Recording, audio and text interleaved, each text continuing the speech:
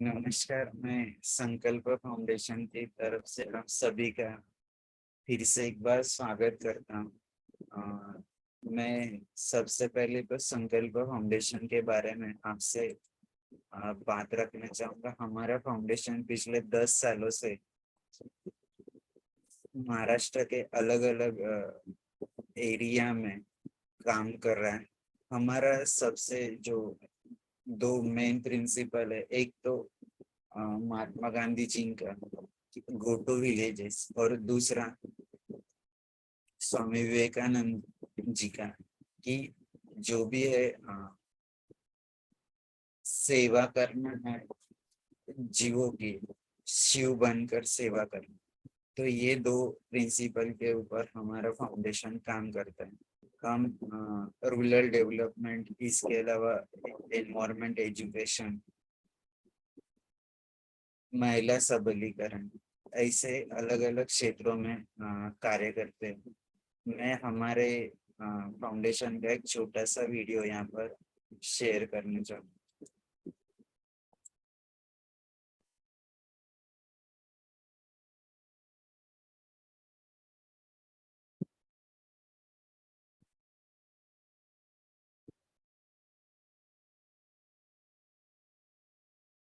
निर्माणों के पावन युग में हम चरित्र निर्माण न भूलें।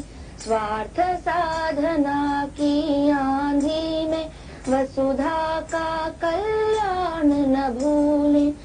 माना अगम गाध सिंधु है, संघर्षों का पार नहीं है, किंतु डूबना मझधारों में साहस को स्वीकार नहीं है।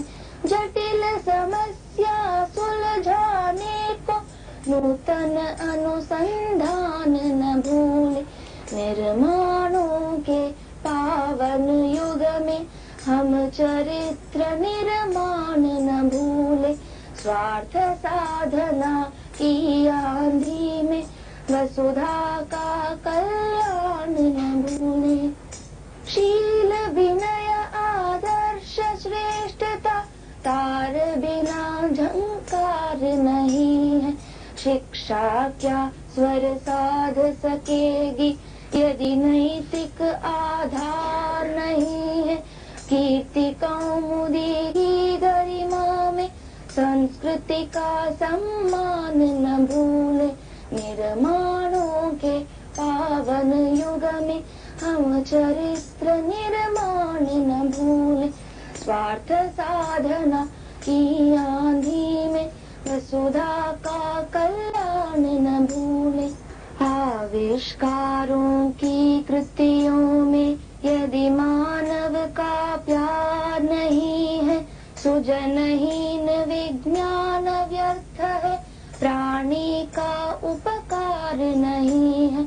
भौतिकता के उत्थानों में जीवन का जब कोरोना के समय में सारी फिजिकल एक्टिविटी बंद थी, तो हमारे एनजीओ के सारे डायरेक्टर्स लोगों ने तय किया कि हम ऑनलाइन वेबिनार सीरीज शुरू करते। तो हमने ग्रामीण विकास से लेके जो भी कॉम्पिटिटिव एग्जाम है, इसके अलावा जो भी हमारे राष्ट्र पुरुष है, उनके चरित्र के ऊपर हमने अलग अलग लोगों को, जो भी महाराष्ट्र के अलग अलग क्षेत्रों से एक्सपर्ट है, उनको हमने इनवाइट किया और उनका जो भी ज्ञान है हमने ज्यादा से ज्यादा लोगों तक पहुंचाने की कोशिश की। आज हम यहाँ पर जिस मकसद से जुड़े, संवाद साथी वेबिनार सीरीज, ये जब शुरू किया 15 अगस्त 2022 को, तो हमारा एक मुख्य ऑब्जेक्टिव था कि संवाद सारथी किन के लिए शुरू करना। तो जो भी दिव्यांग, डिसेबल लोग हैं, स्पेशलाइज पर्सन, उनके लाइफ में हर रोज जो भी है बहुत ज्यादा चैलेंजेस रहते हैं। तो वो चैलेंजेस को कैसे एक्सेप्ट करते हैं, उसके ऊपर वो कैसे अपने आप को बैलेंस कर लेते हैं अपने लाइफ में। जो भी उनमें कमियां हैं वो ढूंढ कर उनमें से वो कमियों के ऊपर सिर्फ ढूंढ कर उसके ऊपर वो सॉल्यूशन नहीं निकालते, लेकिन अलग अलग लोगों के साथ वो कंपटीशन करके उनको जो भी है उनके साथ रखने की कोशिश करते हैं। तो ये सारा हमारा संवाद सरती का मकसद था। और आज मुझे बताने में खुशी हो रही है कि हम आज गोल्डन एपिसोड में है कि 49 वेबिनार कंप्लीट होके हम आज 50 वेबिनार में। ये सब आप सभी लोगों का कोशिश, आप सभी लोगों का जो भी टीम वर्क है, इसके वजह से आज हम ये मुकाम तक पहुंचते।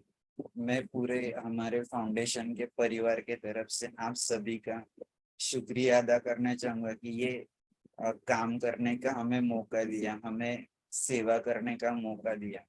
ये सभी का कोशिश है, हम तो एक जरिया है ये सारा पहुंचाने में।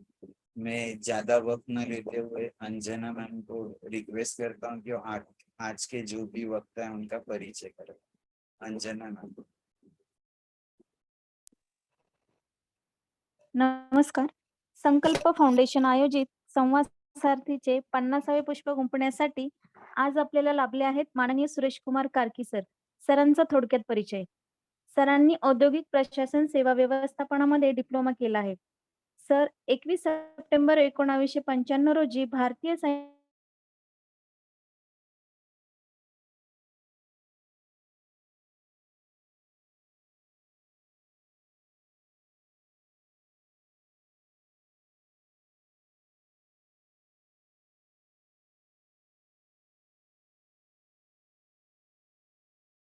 आशियाई महासागर विभागात आणि ऑलिम्पिकसाठी थायलंड येथे पात्र. महाराष्ट्र संघात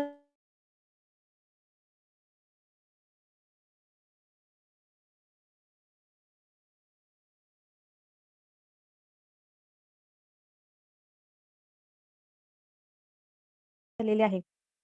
तसेच बॅडमिंटन मधील कामगिरी. पॅरा 2013-2016 मधील चॅम्पियनशिप मिळालेली आहे.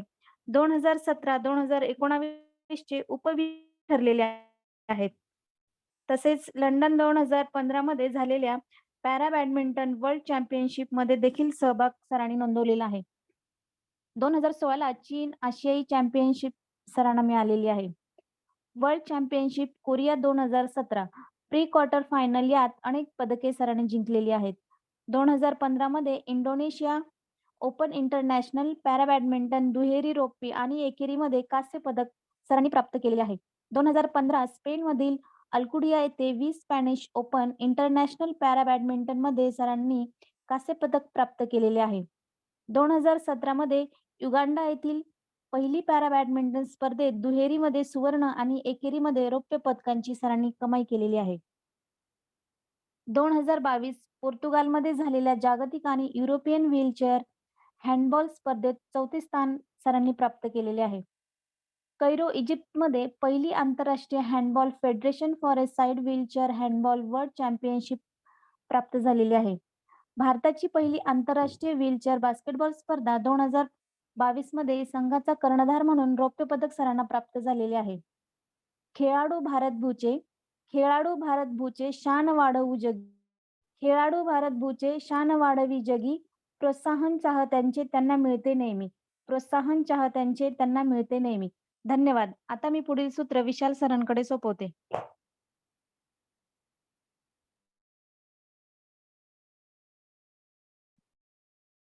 बहुत बहुत शुक्रिया अंजना मैम। मैं आज के जो हमारे वक्ता हैं सुरेश कुमार कारकी सर, इनको रिक्वेस्ट करता हूँ कि वो अपना जीवन की कहानी हमसे शेयर करें। सर आप अनम्यूट करके वीडियो ऑन कीजिए। बहुत बहुत धन्यवाद संकल्प फाउंडेशन को। आज आप लोग की जो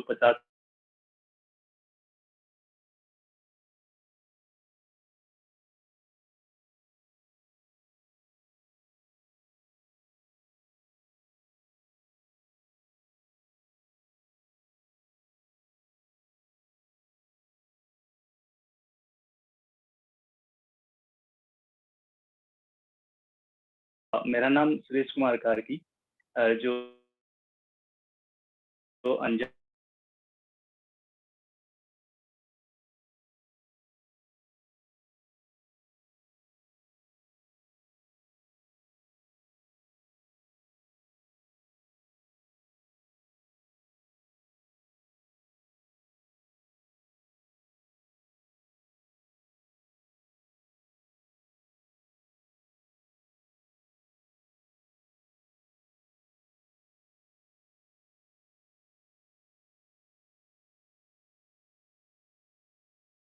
काफी अच्छा चल रहा था। अचानक 7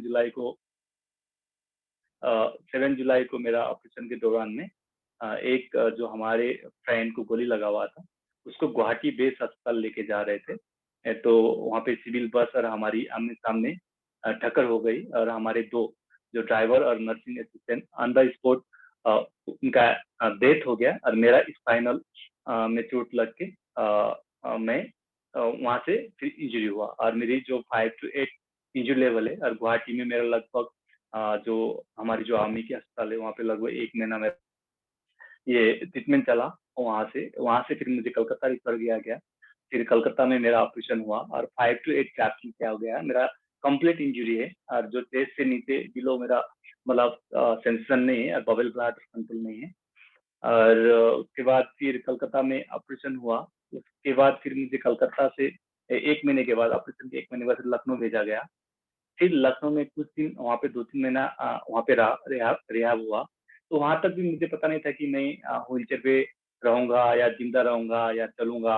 लेकिन मुझे ये उम्मीद था कि शायद मैं चल पाऊँगा। मैंने ऐसे सोचा नहीं था कि मैं व्हीलचेयर पे रहूँगा और व्हीलचेयर की लाइफ मुझे पता भी नहीं था। मैंने कभी देखा भी नहीं था।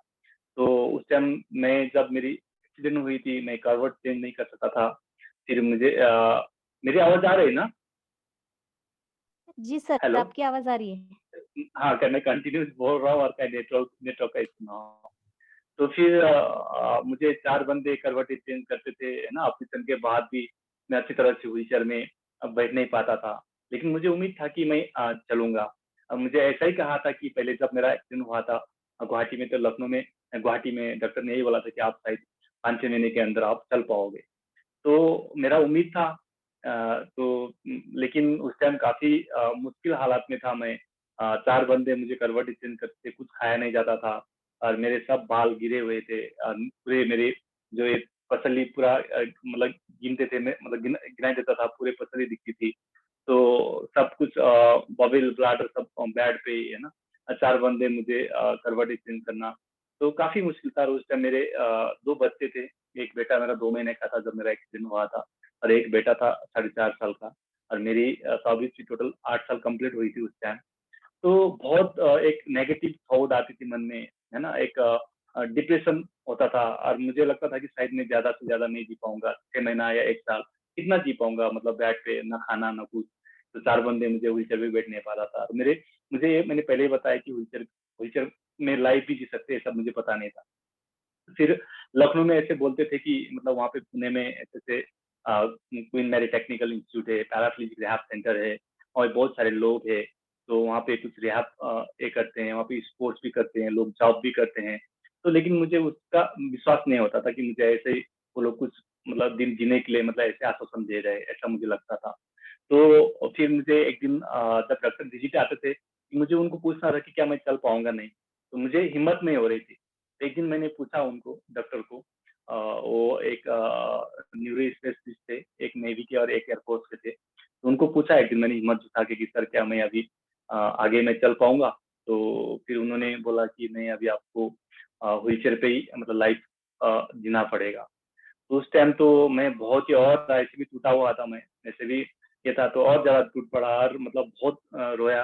बहुत ही नेगेटिव फीलिंग आती थी और मुझे मतलब मरने के अलावा कुछ नहीं दिखता था मुझे। ऐसा खाली क्या किस लिए जीना? और मेरे घरवाले भी मतलब उस टाइम खाली बेड पे लगभग 6-7 महीना हो चुका था। मेरी कोई मूवमेंट नहीं थी। कुछ मतलब करवटें चेंज नहीं कर सकता था। घरवाले भी सोचते थे कि शायद कितना दिन तक ये जिएगा, है ना? क्योंकि बबल ब्लैडर बेड पे ही, मतलब सब कुछ बेड पे, नहाना-धोना, खाना और खाना भी कुछ खाया जाता नहीं था मुझे उस टाइम। तो काफ़ी मुश्किल हालात में था। फिर एक बार फिर मुझे वहाँ पे पूछा गया कि आप क्या पुणे जाना चाहते हो या मतलब सिटी जाना चाहते हो? तो उस टाइम मेरा थोड़ा घर रूरल एरिया में था, है ना? तो घर में सिक लीव जाने की हालत में था नहीं मैं, क्योंकि मैं मेरी लाइफ व्हीलचेयर पे भी मैं नहीं बैठ पा रहा था, बेड पे ही मैं जी रहा था। और मैंने बोला कि ठीक है, अगर आप लोगों को भेजना है तो मुझे पुणे भेज दीजिए, लेकिन मैं घर तो जाने की हालत में नहीं। तो फिर जनवरी 20 जनवरी 2005 को मुझे पुणे रिफर किया गया लखनऊ से। फिर मैं पुणे आया। पुणे आने के बाद यहाँ पे 3 ऐसे एससीआईसी वार्ड है।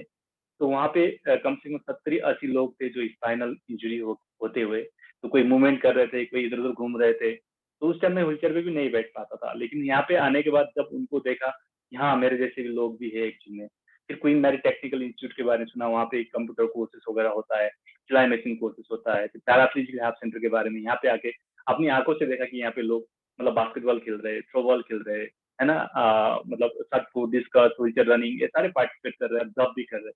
तो धीरे-धीरे फिर 2-3 महीने के बाद मुझे भी थोड़ा-सा उम्मीद जगने लगी कि हाँ, मेरे जैसे लोग हैं, मुझे भी कुछ करना है। और क्योंकि मैं पहले से ही एक स्पोर्ट्स लवर था और मैं बटालियन टीम में, फुटबॉल टीम में था। तो बचपन से ही मेरा स्पोर्ट्स में काफ़ी लगाव था। तो फिर मुझे ये लगा कि मुझे कुछ कंप्यूटर कोर्स करना पड़ेगा। फिर मैंने यूनिट में ये किया कि यहाँ पे ऐसे-ऐसे कंप्यूटर कोर्स है, तो मुझे कंप्यूटर कोर्स के लिए अनुमति दीजिए। तो फिर मैंने कंप्यूटर कोर्स 2005 अगस्त से शुरू करा। और कंप्यूटर कोर्स करते हुए 2006 से मैं पैराप्लीजिक रिहैब सेंटर में एमएस में होते हुए, मिलिट्री अस्पताल में होते हुए, एज़ अ पेशेंट होते हुए पैराप्लीजिक रिहैब सेंटर में मैं आता था।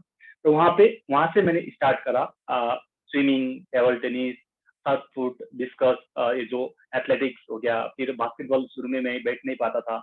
मेरी जो डिसेबिलिटी 5 टेट जो ऊपर के लेवल में थे, उसका मैंने देखा कि सारे डी12, L1 की कमर में स्ट्रेंथ थी, कमर तक जिसकी बैलेंस थी, वो लोग खेलते थे। बाकी जो हमारे बैलेंस के लोग ऐसे झुकते भी नहीं थे, हमारे यहाँ की जो मैं बात कर रहा हूँ।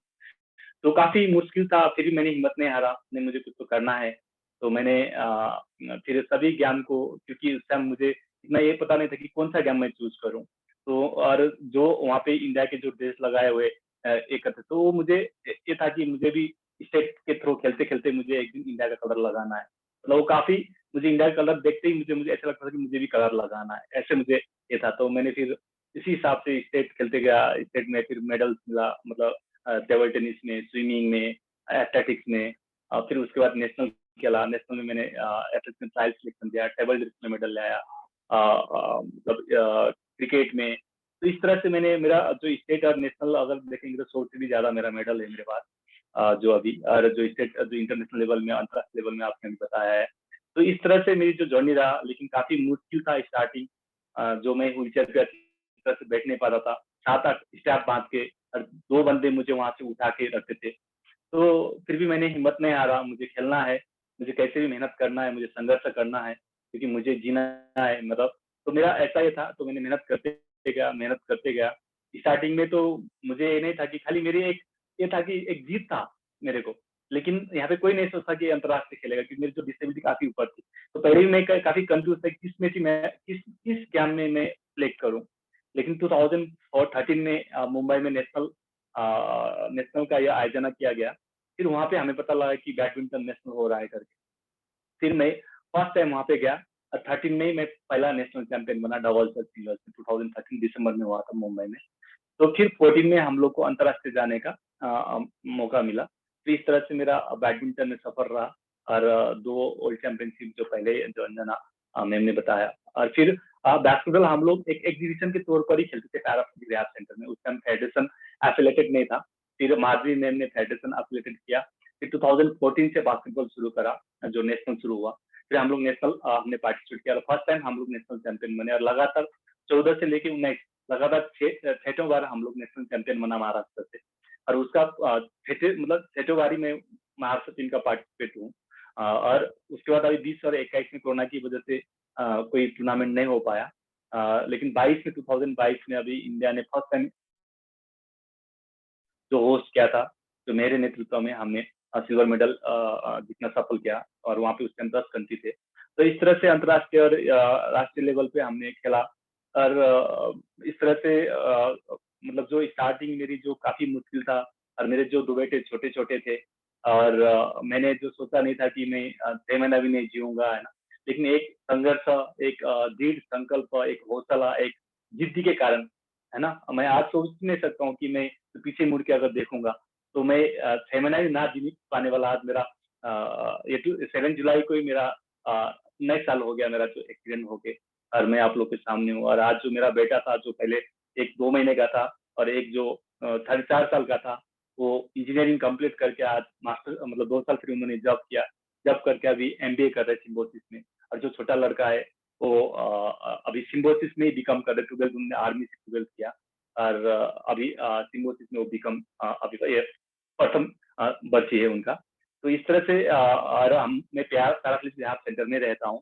और यहाँ पे मैं अभी 2 साल हो गया, मैं ये 2 साल मेरा रनिंग है और मैं अभी सर्विस भी करता हूँ जेपी मॉर्गन कंपनी में, जो ये दूसरा ईयर है।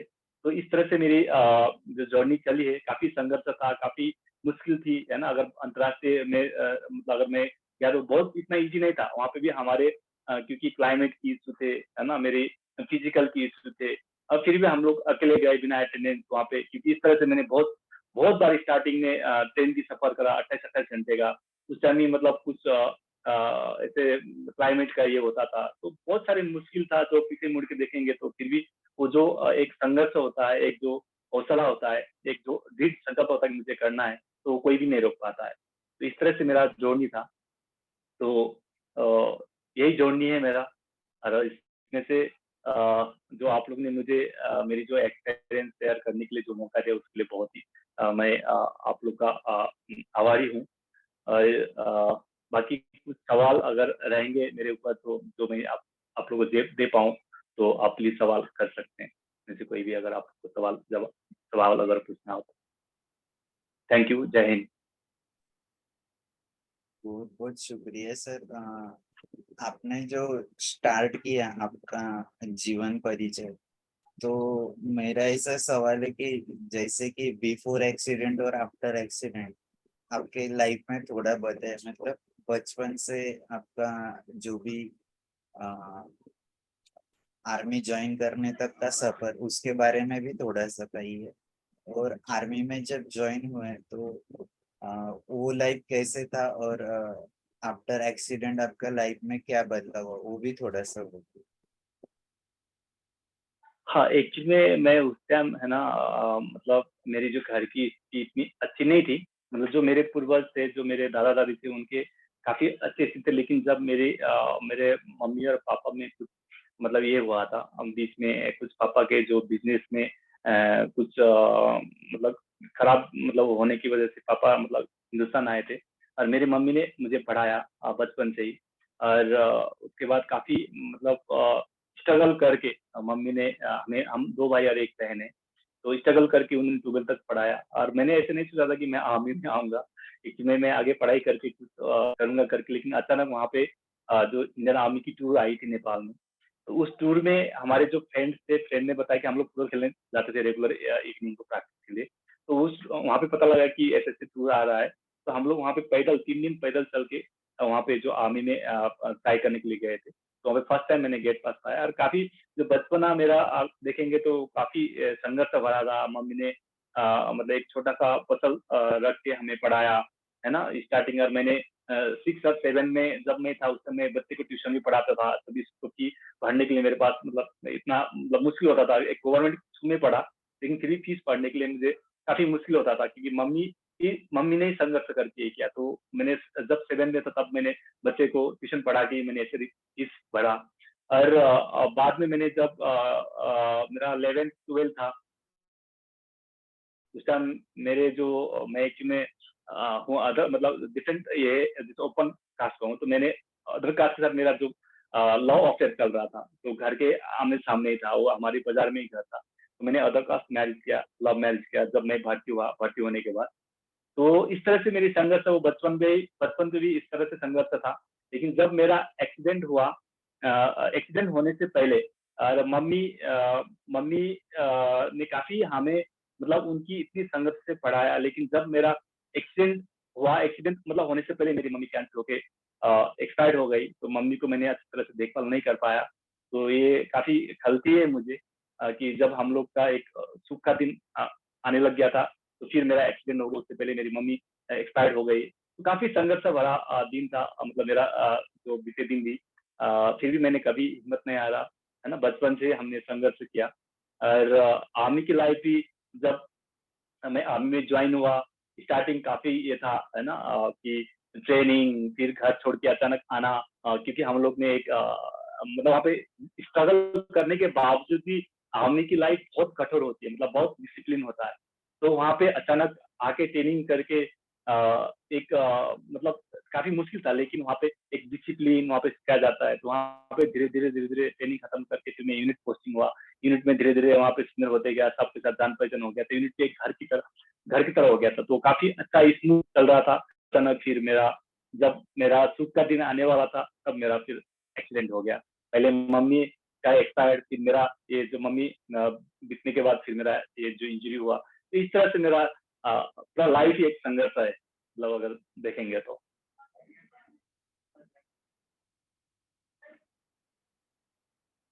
और आपने जो कहा कि हाँ, आपका जब एक्सीडेंट हुआ तो पूना में आने तक आपका अलग अलग हॉस्पिटल में आपको लेकर गए, तो वो कितने दिनों तक मतलब पूना आने में आपको कितना, 1 साल लगा या 2 साल लगा? और बीच में आपका नहीं, जो नहीं, भी ट्रीटमेंट है, हाँ जी, हाँ जी, हाँ, बोलिए। और आपका जो भी ट्रीटमेंट है वो कैसे क्या शुरू था? हाँ, मेरा जो 7 जुलाई को एक्सीडेंट हुआ, तो लगभग मैं 1 महीना गुवाहाटी में रहा। फिर वहाँ से मेरे दोनों तरफ ये जो मेरा ब्लड मतलब ये जमा हुआ था अंदर, तो वहाँ से पहले जो ब्लड को बाहर निकाला गया, जो दोनों तरफ था, मतलब ट्यूब डाल के, दोनों साइड से। उसके बाद वहाँ से फिर मुझे लगभग 1 महीने के बाद फिर कलकत्ता रेफर किया गया। फिर कलकत्ता में मेरा अगस्त में ये ऑपरेशन हुआ, जो ग्राफ्टिंग किया हुआ, अभी भी रॉड है, 5 to 8 ग्राफ्टिंग किया है। फिर वहाँ वहाँ पे भी लगभग मुझे 1 महीना रखा। फिर उसके बाद लगभग सितंबर में मुझे फिर लखनऊ रेफर किया गया। लखनऊ में लगभग मैं 4 महीना रहा। लखनऊ से जनवरी 2005 को मैं पुणे आया। पुणे में भी ये मतलब पहले तो अगस्त तक तो मैं इतना क्रच मूवमेंट नहीं कर पा रहा था। लेकिन अगस्त सितंबर जो अगले 2005 के लगभग 1 साल के बाद मैं थोड़ा बहुत चेयर में मूवमेंट करना शुरू किया। फिर चेयर में थोड़ा-सा बैठना, 2 घंटा 1.5 घंटा ऐसा बैठना शुरू किया। और पूरा वो आर्मी की तरफ से आर्मी की तरफ से देखभाल किया, मुझे केयर किया गया, स्टार्टिंग से ही लेके अंतिम तक। ओके। और इस वक्त जब वो एक्सीडेंट का आपका मतलब एक्सीडेंट होने से पुणे आने तक आपका फैमिली भी आपके साथ था क्या? सारा आदमी ने ही आपको मदद किया, मतलब ट्रीटमेंट में और आपको सपोर्ट में? हाँ, अस्पताल में मैं एडमिट था और पूरा यूनिट ने मुझे अटेंडेंस दिया हुआ था यूनिट में। एक बंदा जो मेरे मेरे केयर टेकर के लिए, जो मेरी यूनिट के ही मेरे मतलब फ्रेंड थे। और वहाँ पे जब गुवाहाटी में मैं जब मेरा एक्सीडेंट हुआ, वहाँ से उसमें मेरे बड़े भाई और मेरे जो फादर इन लॉ आए थे मिलने के लिए। फिर लखनऊ में कलकत्ता में मेरी मिसेज, मेरे परिवार आए थे फिर ऑपरेशन के दौरान। फिर उसके बाद वो घर गए, फिर वापस लखनऊ जब आए तो वहाँ पे मिलने आए। फिर यहाँ पे जब मैं पुणे आया, पुणे आने के सितंबर से मैंने वहाँ पे पद ले लिया जो आर्मी की तरफ से। फिर 2005 अगस्त से फिर फैमिली मेरे साथ में है, फैमिली और बच्चे जो नेक्स्ट 2005। और वहाँ पे भी हॉस्पिटल जहाँ मैं रिफर था, वहाँ पे भी फैमिली आती थी बीच में और फिर चली जाती थी, ऐसे मतलब 15-20 दिन के साथ रहे। अच्छा। और दूसरी बात, आपने जैसे कहा कि आप पहले कंप्यूटर सीखने के लिए ट्रेनिंग शुरू किया और बाद में पैरा एथलेटिक्स में और पैरा बैडमिंटन, पैरा बास्केटबॉल, तो ये सारा करने का आपको मन कैसे और ये प्रेरणा कहाँ से मिली? हाँ, एक्चुअली में है ना, एक्चुअली में पहले बताया कि मैं स्पोर्ट्स में पहले स्पोर्ट्स लवर हूँ। मैं बचपन से ही फुटबॉल लेके जाया करता था। बचपन से मतलब फुटबॉल मेरा बहुत ही शौकीन था पहले से ही मुझे। और जब मैं यहाँ पे पुणे में आया, पुणे में आने के बाद जो पैराप्लेजिक रैप सेंटर में जो अंतर्राष्ट्रीय खिलाड़ी के बारे में सुना, है ना? तो वो लोग ने काफ़ी सारे अंतर्राष्ट्रीय खेले, 20 साल 25 साल से खेल रहे हैं। तो फिर मुझे भी कुछ खेलना है करके इस तरह से ये हुआ। तो जो यहाँ के जो सीनियर लोग, जैसे परिवार सर, गुरुम सर, वो लोग खेलते हुए देखते थे, जो मेरे जो यहाँ के सीनियर, उनको खेलते हुए देखते थे तो काफ़ी ये लगता था। तो उनकी जो लाइट कलर लगा के जब देखता, मतलब कहीं पे भी निकलते, तो मुझे भी वो चीज़ एकदम एक लालच जैसा होता था कि मुझे भी लाइट कलर लगाना है। तो मैं केएमटीआई में कोर्स करते हुए सेमिनरी टेक्निकल इंस्टीट्यूट में 2005 से मैंने कोर्स शुरू किया, अगस्त से। और वहां से कोर्स शुरू करते हुए मैं कोर्स दोपहर कर रहा, 3 बजे मैं पैराफ्लिज क्लास आता था। फिर यहाँ पे आके सीनियर के साथ, उनके साथ मैं शॉटपुट, स्विमिंग और टेबल टेनिस, फिर बास्केटबॉल उनके साथ खेलता था। और फिर व्हीलचेयर रोज मॉर्निंग को मैं व्हीलचेयर 5 किलोमीटर रोज व्हीलचेयर जो मेरी सिटिंग चेयर था, रोज 5-6 किलोमीटर मैं व्हीलचेयर पे बाहर वॉकिंग जाता था। और एमएस के कुछ प्लेयर मतलब फ्रेंड्स को भी मैं लेके जाता था उनके साथ, मतलब उनको भी वहाँ पे अस्पताल में जो थोड़े से एक्टिव थे उनको भी लेके मैं जाया करता था, मतलब रोज 5 किलोमीटर। अभी भी मैं रोज 5-6 किलोमीटर रोज सुबह मॉर्निंग जाता हूँ, है ना, अपने फिजिकल फिटनेस बनाए रखने के लिए। और अभी अभी हमने ये जो हमारी जो कंपनी है जहाँ पे मैं जॉब करता हूँ, उस कंपनी की तरफ से मतलब जो ये जो रनिंग का आयोजन किया था मैराथन जो एबल बॉडी के साथ में, तो हमें भी वहाँ पे इनवाइट किया था। तो ये 5 किलोमीटर का था, लेकिन उन्होंने हमें बोला था कि मतलब आप लोग को खाली मतलब ऐसे पार्टिसिपेट करना है, लेकिन हम लोग रोज प्रैक्टिस करते हैं तो उनको पता नहीं था। तो हमने बोला था कि हम लोग प्रैक्टिस हम भाग सकते हैं उनके साथ में, तो उनको पता नहीं था, तो वो लोग मना कर रहे थे। पहले हम लोग को उनको उन्होंने क्या क्या फ्लैग होस्टिंग करने दिया और एबल बॉडी भागे और उनके पीछे हम लोग को भागा। फिर हमने भगाना शुरू किया और 5 किलोमीटर अभी ये आपकी लगभग 5-6 महीना हुआ। तो वहाँ पे हम लोग 5 किलोमीटर हमने 23 मिनट में कंप्लीट किया था। उससे पहले भी 2017 में हैदराबाद में हमारी जो ये मतलब जो स्पॉन्सरशिप के लिए कुछ एक फाउंडेशन है, तो उनका मैं नाम भूल गया, जो फाउंडेशन है हमें वहाँ पे बुलाया था, उनका भी ऐसे मैराथन उन्होंने आयोजन किया गया था। तो वहाँ पे 10 किलोमीटर हमने 10 किलोमीटर का ये था, एबल बॉडी का था, तो हम लोग को भागने के लिए नहीं बोला था, लेकिन हम भी भागेंगे। तो हमने 10 किलोमीटर मैंने जो मेरी जो सिटिंग चेयर है, जो हवा वाली चेयर है, उसमें 10 किलोमीटर उस टाइम 2017 में 29 मिनट में कंप्लीट किया था मैं। लेकिन ये रिकॉर्ड नहीं है, लेकिन हमने खुद टाइमिंग देख के, उनको भरोसा नहीं था। एक अगर आप मतलब बोलते हैं ना कि अपने आप फिजिकल अगर बनाए रखते हो, प्रैक्टिस करते हो, तो तुम कुछ भी कर सकते हैं, ऐसा मतलब मेरा मानना है। तो इस तरह से ये था, ये मतलब मैंने शुरू किया था कि कंप्यूटर कोर्स करते हुए फिर मैं यहाँ पे मतलब मेरे सीनियर को देखा, फिर यहाँ से मैंने इस तरह से उनसे प्रेरणा लेके पैराफ्लिज रिहैब सेंटर से वहाँ के सीनियर खिलाड़ी से प्रेरणा लेके फिर मैंने चला। बहुत ही बढ़िया सर। और एक बात कि जब आपका एक्सीडेंट हुआ तो आपका जॉब जो था, पहले तो मतलब चैलेंजेस हो गए जॉब में एज ए आर्मी पर्सन। तो आफ्टर योर एक्सीडेंट आपको क्या जिम्मेदारी दी इन योर जॉब प्रोफाइल? हाँ, एक्चुअली में वही था, मेरा स्टार्टिंग क्या था कि मुझे ना टोटल 8 साल सर्विस मतलब कंप्लीट हुआ था। बच्चे छोटे थे, तो मुझे उस टाइम इतना ज्ञान नहीं था कि शायद मेरा पेंशन मिलेगा, नहीं मिलेगा, है ना? मेरा बच्चे का भविष्य क्या होगा, मैं कितना साल जीऊँगा, जो मैंने पहले बताया आपको। तो और बाद में फिर जब मैं पुणे आया, है ना? पुणे आने के बाद वहाँ पे जो फील्ड एरिया होने के कारण, जो इंसर्जेंसी ऑपरेशन के दौरान मेरा होने के कारण मुझे बैटल कैजुअल्टी में ये किया गया। और मैंने जो साउथ ईस्ट के दौरान मैंने कंप्यूटर कोर्स किया, तो 5 साल जो बेसिक कोर्स था। मतलब एक मतलब कोपा ट्रेनिंग हो गया, फिर बेसिक ट्रेनिंग हो गया, फिर उसके बाद मल्टीमीडिया, हार्डवेयर, नेटवर्किंग। तो मैंने लगभग 5 साल कंप्यूटर कोर्स प्लस 1 साल से डिप्लोमा कोर्स, टोटल 6 साल मैंने कोर्स किया यहाँ पे केएमटी में, जो यूनिट ने मुझे मतलब ये करके दिया था। तो फिर मैंने 16 साल मतलब इसी एक्सीडेंट की उसमें ही लगातार सर्विस और मतलब 7 साल सर्विस किया। फिर 16 साल सर्विस करने के बाद फिर मैंने रिक्वेस्ट कर दी कि मेरे स्पोर्ट्स में ज्यादा फोकस था और बच्चे भी यहीं पे पढ़ाई कर रहे थे। यहाँ का क्लाइमेट मेरे लिए काफी अच्छा था और खेलों के लिए प्यारा से रिहैब सेंटर बहुत ही बेहतरीन एक सस्ता और एक स्थान था। तो इसलिए मैंने यहाँ पे रिक्वेस्ट करके मैं और भी आगे मतलब सर्विस कर सकता था, मेरा जो ऑपरेशन दौरान होने के नाते, और मुझे प्रमोशन मिलना था, लेकिन मैंने वो नहीं देखा, क्योंकि मैंने मतलब मेरे स्पोर्ट्स करियर और मेरे बच्चे के भविष्य को देखते फिर मैंने यहाँ पे जो रिक्वेस्ट करके मैंने इनवैलिड मेडिकल बोर्ड आउट लिया 2011 में। मेरा एक्सीडेंट हुआ था 2004 में।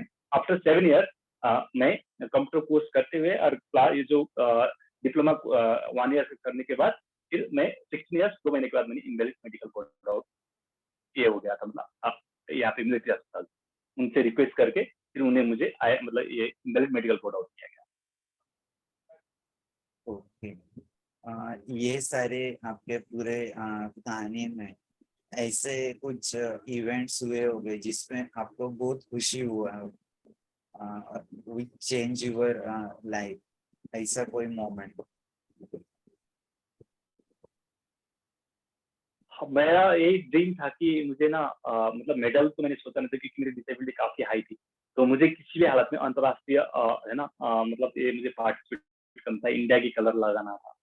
और यहाँ पे भी जब सीनियर्स देखते थे, है ना, एक में मतलब ऐसे मतलब ये नहीं खाली मज़ाक करके बोला इनको अंतर्राष्ट्रीय भेजो क्योंकि मेरी डिसेबिलिटी हाई थी, है ना? लेकिन मेरा यही एक था कि ड्रीम था कि मुझे एक दिन इंडिया की कलर लगाना है। तो 2000 में जो 50 में जो मेरा सिलेक्शन हुआ और जो इंडोनेशिया गया वो मेरा सबसे खुशी का दिन था जो मैंने इंडिया की कलर लगाई। तो सबसे मेरा बहुत बड़ा दिन था मेरे लिए, बहुत खुशी का दिन था। मेडल से भी ज़्यादा मुझे इंडिया की कलर लगाना था। इंडिया की कलर की बहुत वैल्यू होती है, तो उसके लिए मैंने बहुत मेहनत करा था। मेरा एक ड्रीम था कि मैं इंडिया को रिप्रेजेंट करूं और इंडिया की जो कलर लगाऊं क्योंकि इंडिया की कलर में बहुत ज्यादा संघर्ष और बहुत ज्यादा पसीना बहाना पड़ता है उसके लिए। तो वो मेरा एक ड्रीम था। तो वो 2015 में जो मैंने मुझे अचीव किया, जो मैंने इंडिया को रिप्रेजेंट करने के लिए सिलेक्शन हुआ, उस दिन मेरे लिए बहुत खुशी दिन था, बहुत बड़ा दिन था मेरे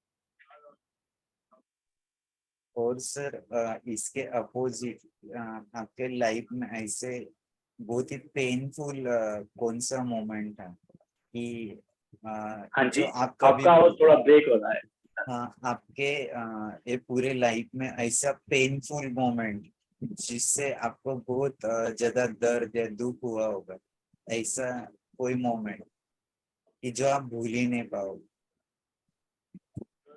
दुख तो ऐसे बहुत संघर्ष किया मैंने, है ना। शुरू में 28-28 घंटे की जर्नी, है ना, क्योंकि बाहर इतने था। हमारी ये पैराप्लिजिक रिहैब सेंटर ये भी एक ट्रस्टीज है ना। हम लोग रिटायर हो चुके थे, फुल्ली सपोर्ट नहीं था। जितना मतलब पैराप्लिजिक रिहैब सेंटर कर सकते उतना ही, लेकिन इक्विपमेंट अगर देखा जाएंगे तो, है ना, अंतरराष्ट्रीय लेवल ओपन टूर्नामेंट खेलने के लिए हमने अपने खुद की स्पॉन्सर ढूंढ के जाना होता है। बहुत सारी चीजें है वो। तो हमने खुद अपने पैसा डाल के कई बार तैयार ने भी हमें मतलब है ना सपोर्ट किया। और हम लोग बाहर खुलकर मतलब किसी के साथ स्पॉन्सर नहीं मांग सकते और अवेयरनेस भी नहीं है इसके बारे में। तो काफी ऐसे संघर्ष किया, काफी आपने कुछ steps भी पैसा वगैरह डाला हमने, है ना सर। जो बहुत मतलब 28-28 घंटे की। और मेरा एक जीत था कि मुझे कोई भी नेशनल अगर टूर्नामेंट होता तो मैं अकेले भी यहाँ छुट्टी से लेके भी मैं जाया करता था, अकेले भी बिना अटेंडेंस। वहाँ पे जाके फिर मतलब ट्रेन में कई लोगों से हेल्प मांगता कि मुझे उठा के, क्योंकि वहाँ पे हमारे अभी भी एक्सेसिबल नहीं है। अभी भी ट्रेन में जाएंगे, डिसेबिलिटी बोगी में जाएंगे तो बहुत सारे लोग घुस जाते हैं। तो ऐसे बहुत सारे इंसिडेंट है, लेकिन फिर भी हमने कभी एक होता ना हौसला नहीं हारा, हिम्मत नहीं हारा कि मुझे कुछ करना ही है, मुझे अंतर्राष्ट्रीय लेवल पे खेलना ही है। तो इस तरह से मेरा एक जीतपन था। ऐसे इंसिडेंट बहुत सारे हैं। और मैं एक आपको इंसिडेंट सुनाता हूँ। जब हम लोग 2014 में सॉरी 14 में हम इंडोनेशिया गए, 15 में ईस्टर्न का टूर्नामेंट था। तो वहाँ पे गया तो वहाँ का जो क्लाइमेट काफी हवा चलती थी, है ना। और मुझे एक जगह से दूसरी जगह जाने के लिए अचानक मेरा जो पेट है ना, जो डिहाइड्रेशन बहुत जल्दी होता था मेरा, कि मेरे ये लेवल है तो कुछ भी पानी भी अगर चेंज हो गया तो काफी मतलब जल्दी मेरा रिएक्ट करता था। मतलब थोड़ा सा मेरा जो पेट है ना, मतलब पेट इतना स्ट्रॉन्ग नहीं थी, मतलब अचानक मतलब ये होता था। तो जब स्पेन गए, स्पेन जाने के बाद हम लोग क्वार्टर फाइनल में पहुंच गए थे। क्वार्टर फाइनल का मैच चल रहा था डबल्स में, और हम लोग लीड में थे। फर्स्ट सेट हमने जीता था। तो सेकंड सेट में अचानक मुझे ना मतलब जो लूज मोशन टाइप का ये हो गया अचानक, अगर मैं वहां पे छोड़ू, क्योंकि वो क्वार्टर फाइनल जीते एक मेडल हमारा पक्का था। तो क्वार्टर फाइनल हम लोग लीड में थे। तो अचानक मेरा ऐसा हो गया, लेकिन उसके बावजूद भी मैंने गेम नहीं छोड़ा और मैं कंटिन्यू खेला और हमने वो क्वार्टर पहुंच गए और मेडल अब पक्का हो गया था। ऐसे बहुत सारे इंसिडेंट है जो एक जो मैं कभी भूल नहीं सकता हूँ। वो एक इसमें से एक ऐसा जो इंसिडेंट था जो इसमें मेरा पहला जो मेडल के दौरान ऐसा मेरे साथ हुआ था। बहुत ही बढ़िया सर। और ये सारे आपके लाइफ जर्नी, जैसे आपने कहा कि मुझे जीना है, मुझे चलना है, तो ये सारा एनर्जी आपने कैसे मेंटेन रखा? और आप तो अभी इंटरनेशनल लेवल पे इंडिया का रिप्रेजेंटेशन कर रहे हो, तो ये सारा करना और इसके लिए एनर्जी इकट्ठा करना, वो कंटिन्यूअस रखना, ये सारा आप कैसे कर लेते हो?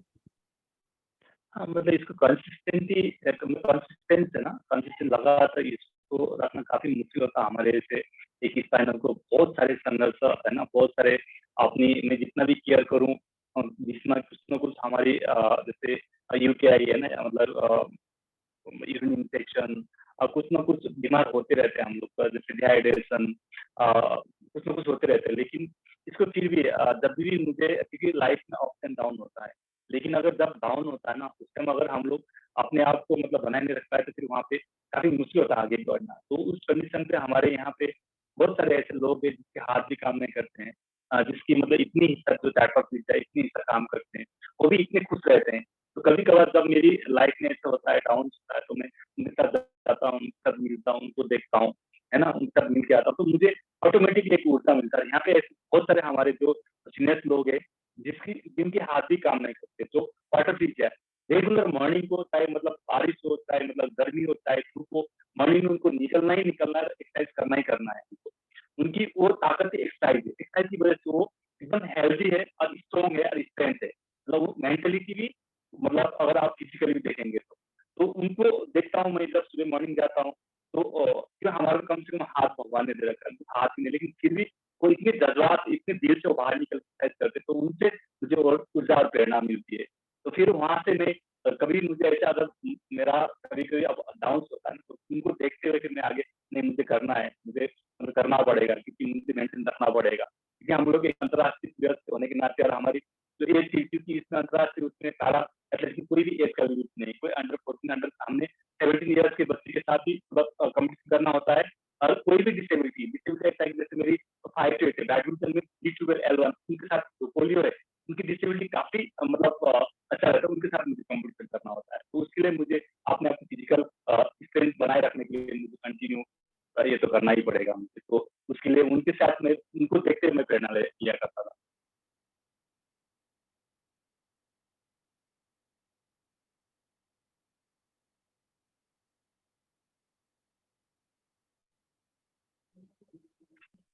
सर आवाज आ रही है मेरी?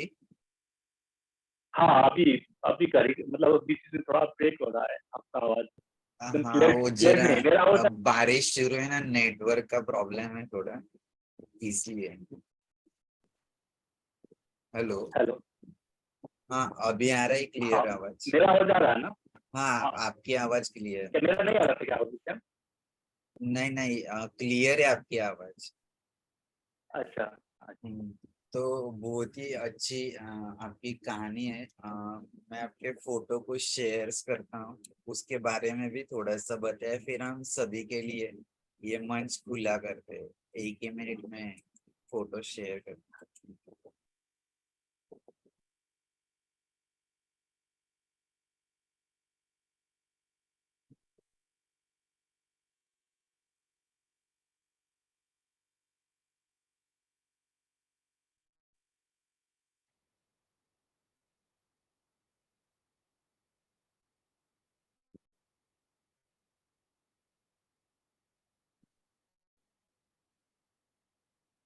मेरा स्क्रीन दिख रहा है? हाँ जी। ये तप्सुपन्नी थी, ये जो पैराप्लेजिक रिहैब सेंटर में आए थे, उनके जो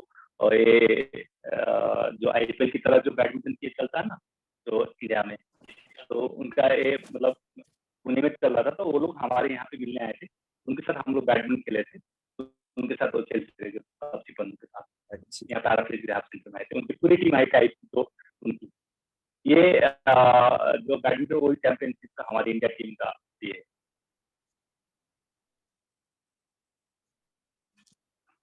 ये भी वर्ल्ड चैंपियनशिप शायद ये मुझे लगता है स्पेन का होगा ये, स्पेन का इंडिया टीम के साथ।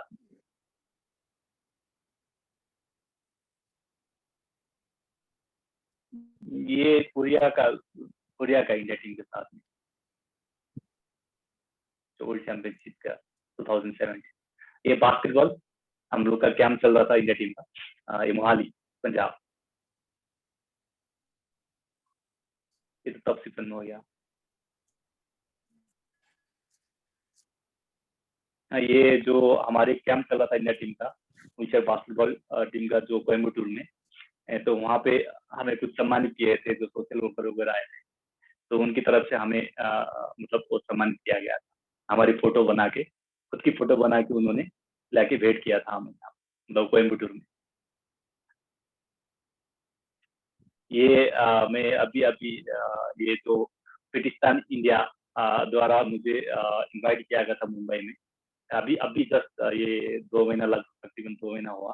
तो वहाँ पे जाके हमें कुछ स्पीच देने के लिए और कुछ सम्मानित किया गया था, और हमारे पैराफ्लिक लैब सेंटर को उन्होंने कुछ डोनेशन किया था। उसके मुंबई के जो डेक्कन जिमखाना है ना मुंबई, वहाँ पे मुझे आमंत्रित किया गया था। अरे हमारे जो मेडिकल डायरेक्टर साथ में है, जो मेरे पीछे जो खड़े हैं, हमारे पैराफ्लिक लैब सेंटर मेडिकल डायरेक्टर के साथ। ये जो मुझे जयपुर में आफ्टर रिटायरमेंट और 2017 में बहुत सारे एफएम द्वारा इंटरव्यू लिया गया था, डीडी न्यूज द्वारा इंटरव्यू लिया गया था। वहाँ पे मुझे जो वेस्टर्न साउदर्न कमांड है, जो वहाँ के कमांडेंट जो जनरल ने सम्मानित किया था कमांडेशन कार्ड के थ्रू, और प्लस कैश अवार्ड के साथ मुझे सम्मानित करके फिर उसी दौरान है 2017 का है।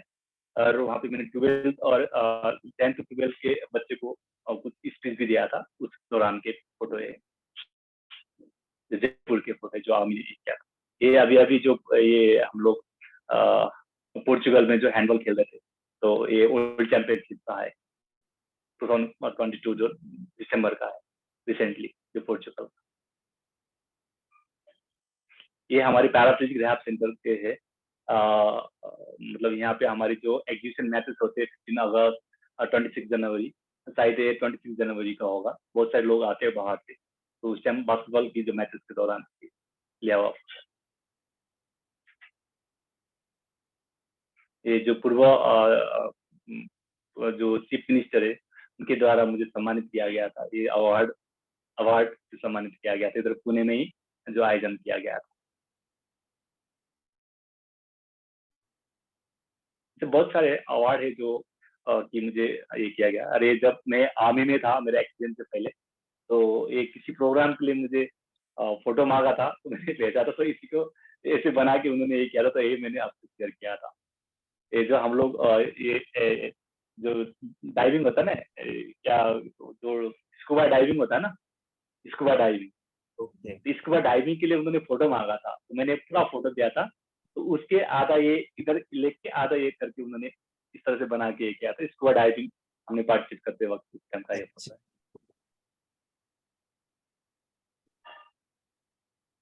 ये जो बैडमिंटन टीम जो इंडिया में होता है ना लीग, तो उनके टीम आए थे यहाँ पुणे की टीम, उनके साथ हम लोग बैडमिंटन खेले और उसका फोटो साझा किया था हम।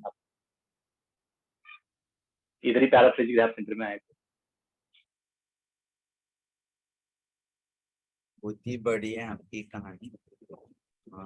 मैं अभी हमारे साथ जो भी बाकी पार्टिसिपेंट है, Panse sir ji, Anjana ma'am, Sunita ma'am, मैं उनसे रिक्वेस्ट करता हूँ कि वो और मैं एक चीज भावना जो मैम है, जो मुझे यहाँ पे इस तरह लाइक समझा कि आपके जो संकल्प फाउंडेशन में जो 85 सेमिनार के उस पे मुझे एक जो स्पीकर के तौर पर आमंत्रित किया, उनके लिए भी बहुत ही आभारी हूँ, जो भावना ताई है। यस यस, थैंक यू भावना ताई। एक्चुअली वो कुछ नेटवर्क इश्यू था, इसलिए ज्वाइन नहीं कर पाए शायद से, क्योंकि दोपहर में आपके माध्यम से हाँ, मैं उनको जरूर बोलता हूँ। भांसे सर अनम्यूट करके बात कीजिएगा। Anjana ma'am, Sunita ma'am. मैं अनम्यूट करूँ क्या? नहीं, आप नहीं, जिनको बात करना है उनसे कह रहा हूँ। अच्छा, अगर कोई सवाल है आपके मन हाँ, से तो आप जरूर पूछ सकते हो कि उनसे पहले साथ नया कर।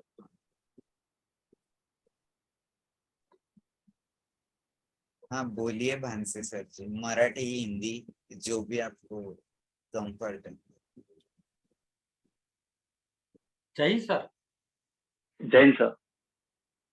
सर आपका जो पूरे भारत देश के लिए जो आपने कार्य के लिए एकदम सराहनीय है, और हमारे दिव्यांग का लोगों के लिए भी सराहनीय है।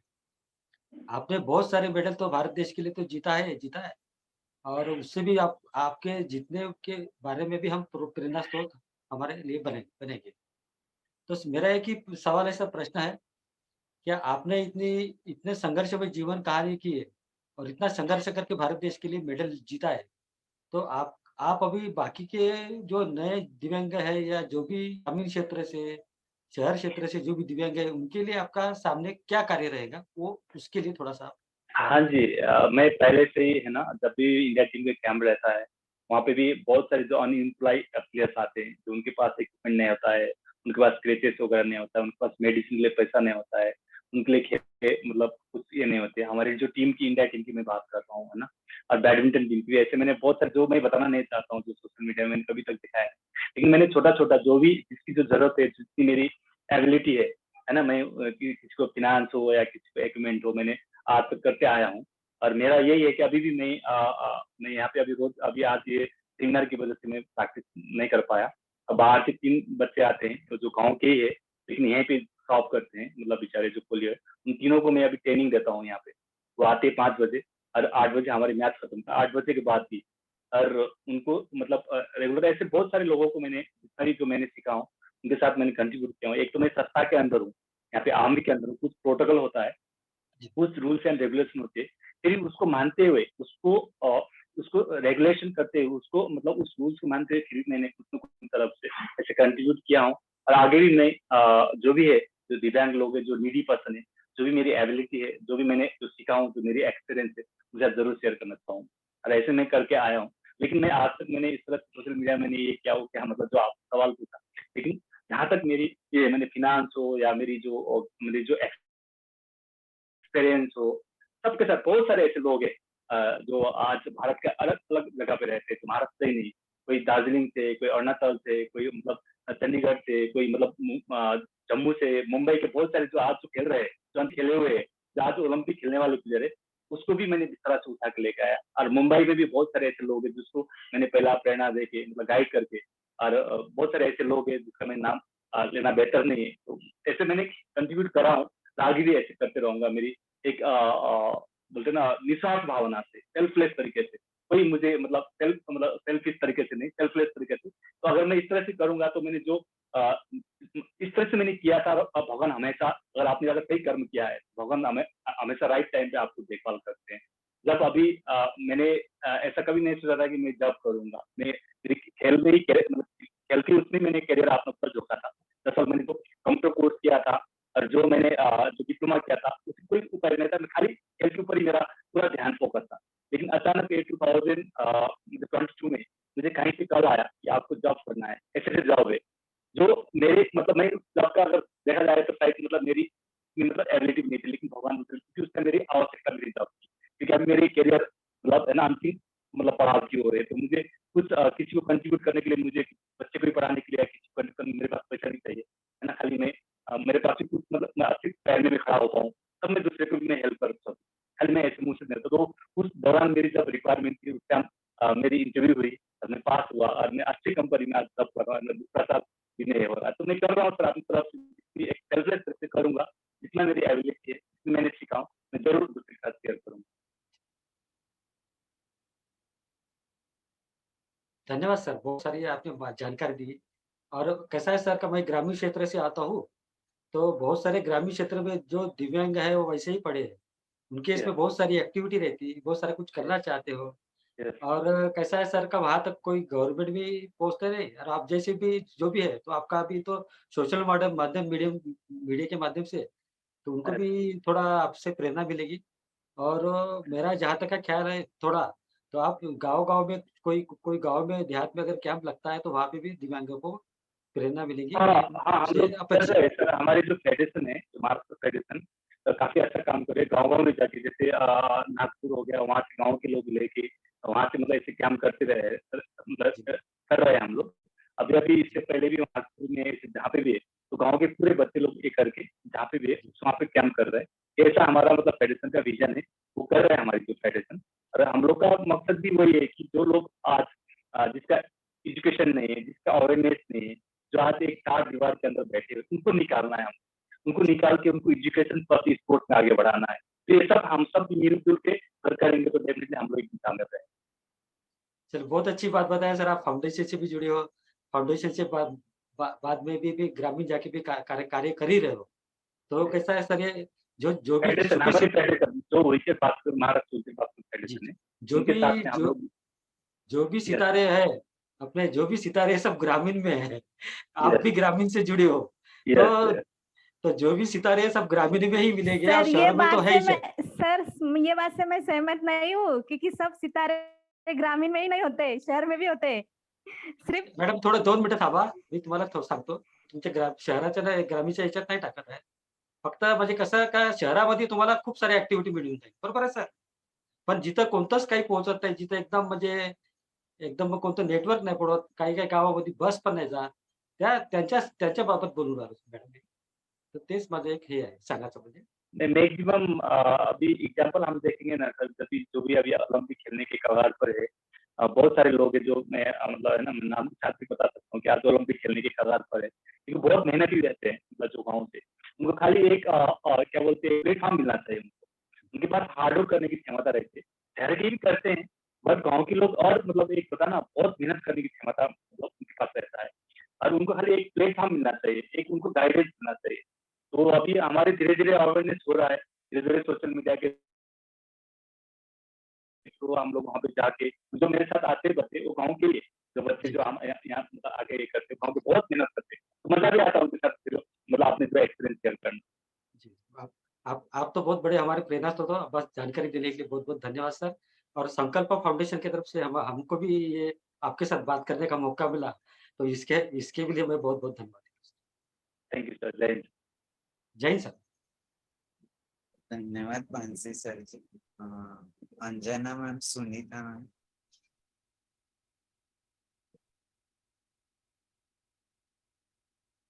Please unmute Anjana madam, Sunita madam.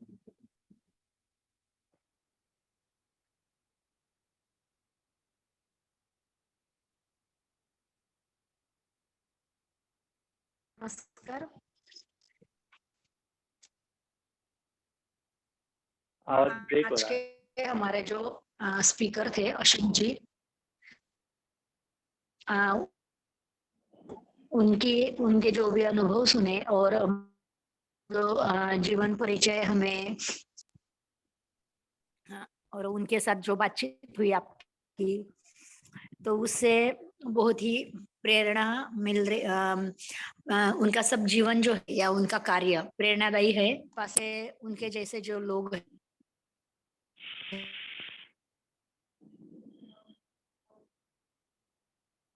आवाज ब्रेक हो रहा है। एक मौका मिला, यह मैं मेरा बहुत सौभाग्य समझती हूँ। और आप जैसे लोगों से हम जैसे अच्छे यानी कि हट्टे-कट्टे लोगों को प्रेरणा मिलती है सर। हर एक सोमवार को विशाल भाऊ ऐसे-ऐसे हीरे चुन कर लाते हैं इस वेबिनार में, इस मीटिंग में कि बहुत ही उनसे जीवन में प्रेरणा मिल रही है। धन्यवाद विशाल जी। धन्यवाद अशोक जी। धन्यवाद सुनीता ताई। अंजना मैम। नमस्कार सर, आपने आपकी जो संघर्ष गाथा सुनाई है वो सचमुच सबके लिए बहुत प्रेरणादायी है। और आप अब तो एकदम सारे खेल में आपने पहल कर ली है। ऐसा कोई भी खेल मुझे लगता है नहीं है जिसको आपने खेला नहीं है।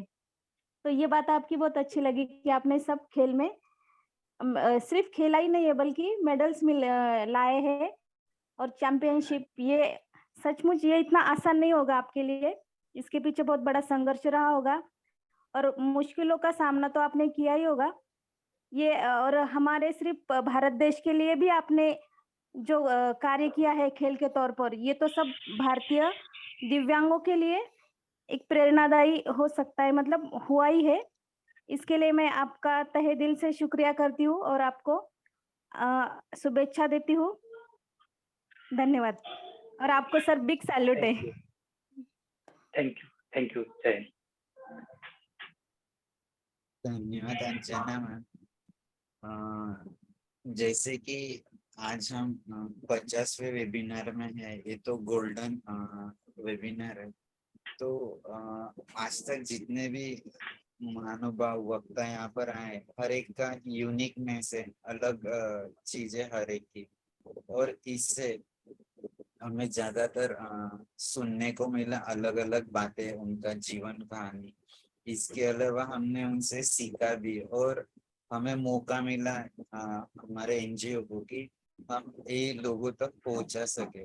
ये हमारे लिए बहुत ही खुशी की बात है कि आप जैसे लोग जो जमीन के ऊपर इतना बड़ा कार्य कर रहे हो वो हमें सुनने को मिल रहा है, सीखने को मिल रहा है, और इसके अलावा वो दूसरे लोगों तक पहुंचाने का भी एक हमें मौका मिल रहा है। तो इससे जो भी प्रेरणा लेते हैं उनको हर एक को अलग अलग दिशा इससे मिल रही है।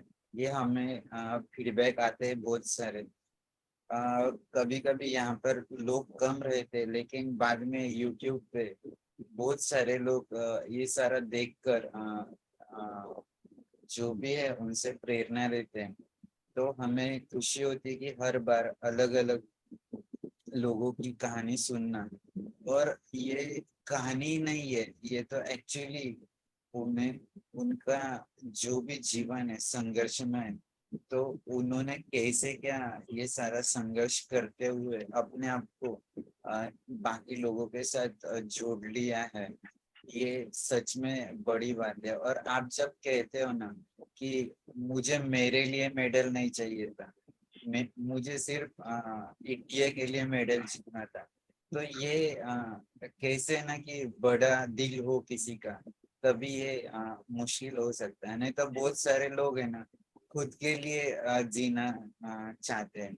लेकिन आप सारे जो लोग हैं जो इंडिया को रिप्रेजेंट करते हो, जब भी मेडल मिलता है तो वहां पर इंडिविजुअल नाम कभी नहीं आता, वहां पर कंट्री का नाम आता है, और वो आपके लिए खुशी की बात है। तो यही है कि आप आपकी आइडेंटिटी छोड़ के, आप तो मेहनत खुद कर रहे हो, आइडेंटिटी छोड़ के सिर्फ हमारे कंट्री के लिए, हमारे देश के लिए वहां पर देश का नाम बड़ा कर रहे हो। तो ये बहुत ही सैल्यूट आपके लिए, और आप जैसे जो भी लोग इंडिया को रिप्रेजेंट करते हो बाहर जाकर, तो ये बहुत ही बढ़िया है।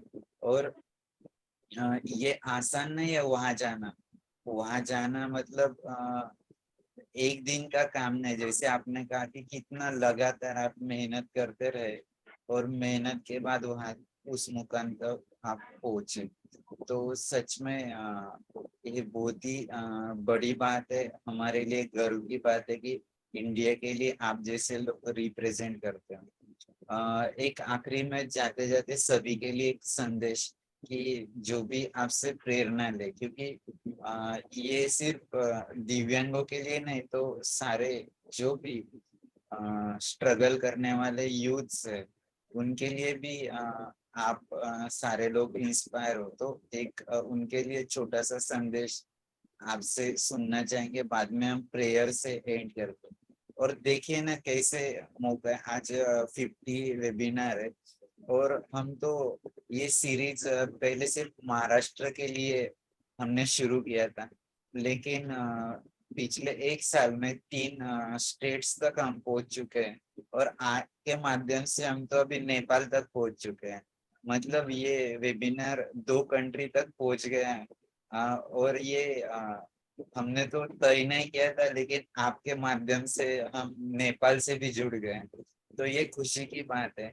और हमारा यही मकसद है कि ये संवाद सारथी मतलब सिर्फ जीवन कहानी सुनना और चले जाना ऐसे नहीं, तो इससे किसी की मदद कर सकते, एक दूसरे की मदद करने से किसी का भला हो या फिर उसे कुछ दिशा या गति मिल जाए उनके कार्य के लिए, तो ये हमें हमारे लिए खुशी की बात है।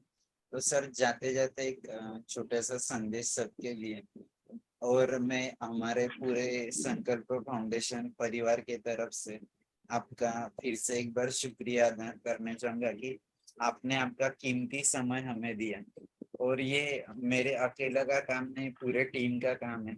और जो हमारी भावनाताई है उनके सपोर्ट के वजह से, उनके प्रेरणा के वजह से ये वेबिनार 15 अगस्त 2022 को शुरू हुआ। हमारे साथ जो अंजना मैम है उनसे ही ये वेबिनार का जो भी ओपनिंग हुआ था। अंजना मैम के बारे में बताना चाहूंगा, उन्होंने 20 से भी ज्यादा बार कल सुबह ही जो भी है ट्रेकिंग किया है। तो ऐसे सारे लोग यूनिक है, और जो अलग अलग क्षेत्र में मतलब डिसेबिलिटी फिजिकली होने के वजह से भी मन की एबिलिटी बहुत बड़ी है, मन का ताकत बहुत बड़ा है। तो हर एक ने अलग अलग मुकाम यहाँ पर लिया है। मैं आपसे रिक्वेस्ट करता हूँ एक छोटा सा संदेश सबके लिए, बाद में हम प्रार्थना से रुकेंगे। Thank you. बहुत ही धन्यवाद विशाल जी और पूरे संकल्प फाउंडेशन टीम को बहुत बहुत बधाई। और इस तरह से आगे भी इस तरह से नोवेल कुछ करते जाइए, आगे बढ़ते रहिए। हमारी ढेर सारी शुभकामनाएं मैंने पहले बताया। और मैंने एक चीज बताना चाहता हूँ कि आपने तो है ना एक जो अनएजुकेटेड एक जो बेगर भी मतलब अपने लिए खा सकता है, लेकिन हमें जो करना है ना एक कंट्री के लिए, समाज के लिए, सोसाइटी के लिए, मतलब अगर मतलब मदद करना है, वहाँ पे सुकून मिलता है आपकी जितनी एबिलिटी है ना। तो मेरा यही संदेश है कि हम एक दूसरे का हाथ में हाथ पकड़ के एक दूसरे के सपोर्ट करके है ना आगे बढ़े, एक दूसरे को मदद करें जिसमें हमारी एबिलिटी है। जो भी हमारी जो दिव्यांग है, बहुत सारे ऐसे अपॉर्चुनिटी है। आप एजुकेशन क्षेत्र में हो, आप किसी कला क्षेत्र में हो, आप स्पोर्ट्स क्षेत्र में हो, या पॉलिटिक्स या सोशल वो साइड में, आप किसी भी उसमें आगे बढ़ सकते हो। लेकिन आप जरूर घर से बाहर निकलिए आजकल, क्योंकि सोशल मीडिया है, बहुत सारी चीजें है ना। आप घर के एक चार दीवार के अंदर मत रहिए, आपको सपोर्ट करने के लिए, आप कार्य करने के लिए बहुत सारे लोग, और आप खुद अगर बाहर निकलोगे तो आप खुद उस मुकाम पर पहुंच जाओगे एक कंट्री को कंट्रीब्यूट करने के लिए। तो मेरा यही संदेश है, हम जहाँ पे भी जो पे भी ऐसे मतलब हमें लगता है कि दिखता है तो उनको मदद करें, उनको सपोर्ट करें और उनको एक प्रोत्साहन करें कि बाहर निकालने के लिए। और अपनी दूसरी चीज एक मेहनत है ना, एक संघर्ष करना कभी न छोड़िए। लाइफ में अप्स एंड डाउन होती है। एक जमीन से जुड़कर है ना, जमीन के साथ जुड़कर आगे बढ़िए, और आप जरूर एक कंट्री के साथ, सोसाइटी के साथ आप कंट्रीब्यूट करना मतलब सफल हो जाओ। मेरा ये दूसरा चीज मैं एक चीज बताना भूल गया कि जो हमारी पूरी टीम पैराप्लेजिक सपोर्ट है ना, पूरे मेरे जो भी टीम की सपोर्ट की वजह से मैं अभी छत्रपति शिवाजी जो अवार्ड पे नॉमिनेट हूँ, वो मैंने बताना भूल गया हूँ। और शायद अभी कुछ 15-20 दिन के बाद वो अवार्ड फंक्शन भी होगा, तो गवर्नमेंट की तरफ से वो नॉमिनेट हो चुके हैं हम। तो मैं तो वो चीज़ मैंने बताना भूल गया था। तो अगर आप संघर्ष और मेहनत बोलते हैं ना एक कंट्री के लिए, अगर आप सोच के ठान के करोगे तो मतलब ऐसा कुछ नहीं कि जो मैंने कभी नहीं सोचा था मैं इंडिया को मतलब कैसे कंट्री, क्योंकि 6 से लगभग 16 तक मेरा 8 साल तो ऐसे ही मेरे पास जो स्ट्रेंथ था, मेरे पास जो एज था, काफी 8 साल तो मेरा ऐसे ही मतलब रिस्टोर हो चुका था। लास्ट में जब चोट के लिए सफलता मिली, उसके बावजूद भी मैंने हिम्मत नहीं हारा। मतलब एक संघर्ष था, एक मेहनत की, वो एक वो थी मतलब एक बोलते हैं ना उसका जो फल था। तो हम मेहनत करना है, संघर्ष करना है ऑनेस्टी के साथ में, और आगे बढ़ना है, एक दूसरे को सपोर्ट के साथ एक दूसरे को लेके चलना है बस। Thank you. जय हिंद। हाँ बोलिए भांसे सर, कुछ बात रखना है। हां. सर मी आवाज त्यांना ब्रेक हो रहा है। हां, सर मी त्यांना एकच सांगतो. सर आप ये आखिरी का संदेश जो है ना, वो थोड़ा एक नेपाल में भी दीजिए, नेपाल की भाषा में. हाँ जी। आपका संदेश नेपाल की भाषा में भी दीजिए आखिरी जाते-जाते. यानी आपकी भी भाषा सुनना चाहता हूँ थोड़ा.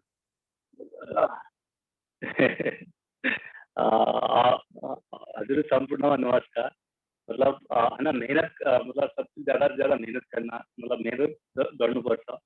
लाइफमा अप डाउन्स हुन्छ होइन। कहिले पनि मतलब एक जस्तो कहिले पनि हुँदैन, र कहिले पनि हिम्मत हार्नु हुँदैन। आफू एउटा दृढ सङ्कल्प भएर एउटा निश्चय गरेर कि मैले यो गर्छु मेरो समाजको लागि, मेरो देशको लागि भनेर अगाडि बढ्यो भने डेफिनेटली एक दिन सफलता मिल्छ। र कहिले पनि हिम्मत हार्नु हुँदैन। आफ्नो दृढ सङ्कल्प जो राइट चिजमा एकदम निश्चय गरेर एउटा जित भनेर अगाडि बढ्नुपर्छ, सफलता हमेसा मिल्छ र कन्ट्रीको लागि केही न केही कन्ट्रिब्युट हुन्छ।